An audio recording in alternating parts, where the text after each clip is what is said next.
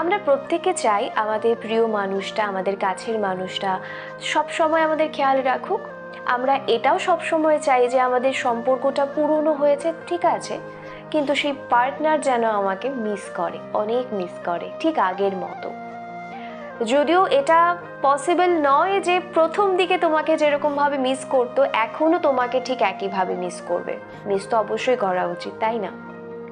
এর আগে তোমাদের আমি অনেক টিপস দিয়েছি যে কি কি করলে সে তোমাকে অনেক বেশি মিস করবে, কিন্তু কোন কোন জিনিসগুলো তুমি যদি করো তাহলে সে তোমাকে আগের মতো মিস করবে না, সেই বিষয়গুলো নিয়ে কথা বলবো। এই ভুলগুলো তুমি করছো না তো, যে এই ভুলের জন্য তোমার পার্টনার তোমার থেকে দূরে চলে যাচ্ছে বা তোমাকে কম গুরুত্ব দিচ্ছে?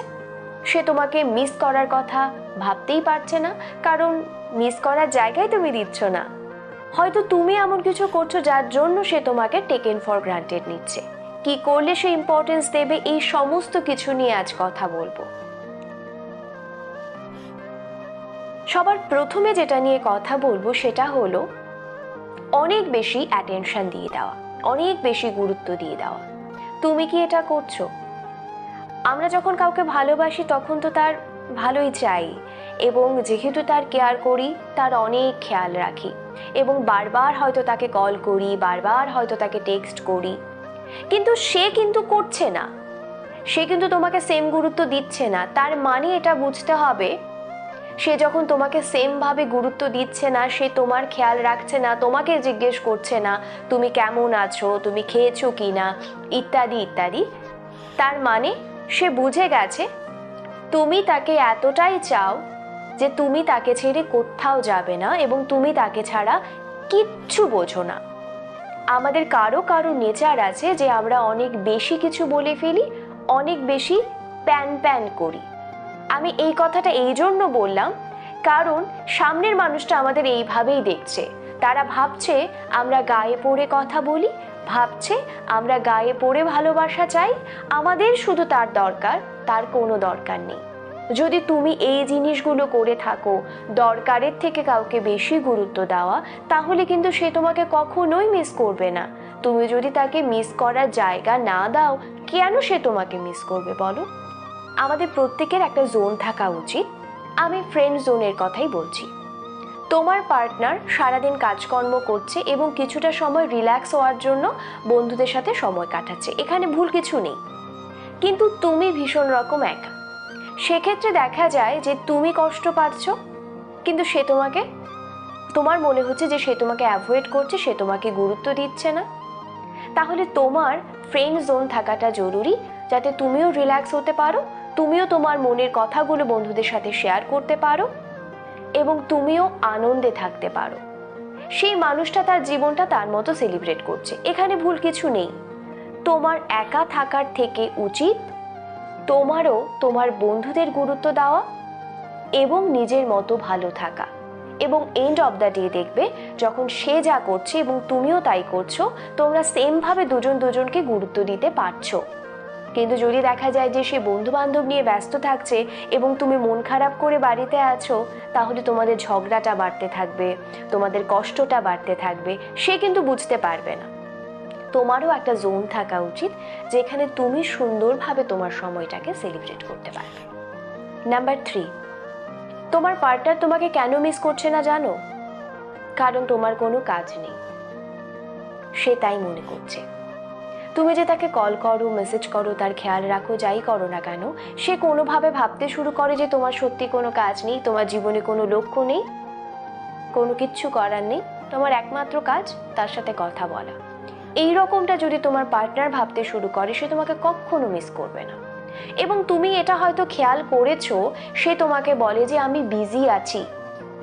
তুমি কখনো বলো না যে তুমি বিজি আছো, বলে দেখো না তুমি বিজি আছো, বলে দেখো না তুমি স্টাডি করছো, বলে দেখো না যে আমার এখন সময় হচ্ছে না, আমি পরে কথা বলবো। যেমন ভাবে সে বলে, নিজেকে একটু গুরুত্ব দাও। কাজ ছাড়া, প্যাশন ছাড়া, স্বপ্ন ছাড়া কেন বেঁচে আছো? তার যেরকম স্বপ্ন আছে, তোমার স্বপ্নগুলোকে বাঁচিয়ে তোলো, নিজেকে নিয়ে ভাবো। নাম্বার 4, তোমাকে নিজের একটা আলাদা পরিচয় বানাতে হবে, ঠিক তারার মতো।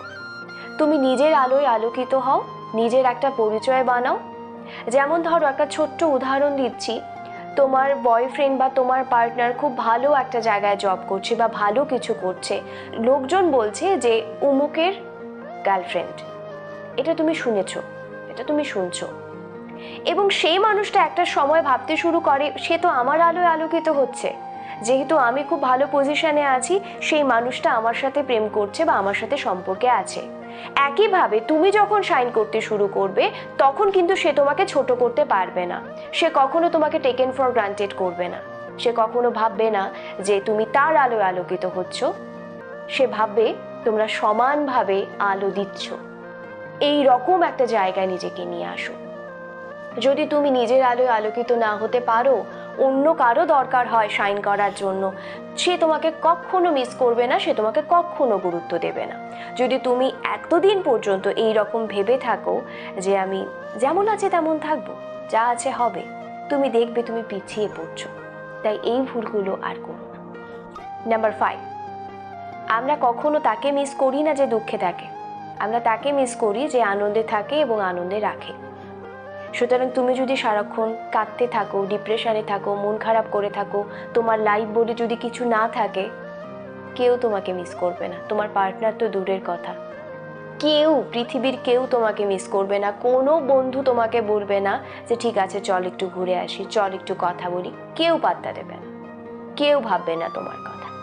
তাই নিজেকে ভালোবাসো এবং নিজেকে গুরুত্ব দাও। সবসময় মনে রেখো, তুমি যত হ্যাপি থাকবে তোমার চারপাশের মানুষগুলো তত হ্যাপি থাকবে এবং তারা তোমাকে গুরুত্ব দেবে, তোমার পার্টনার তোমাকে মিস করবে।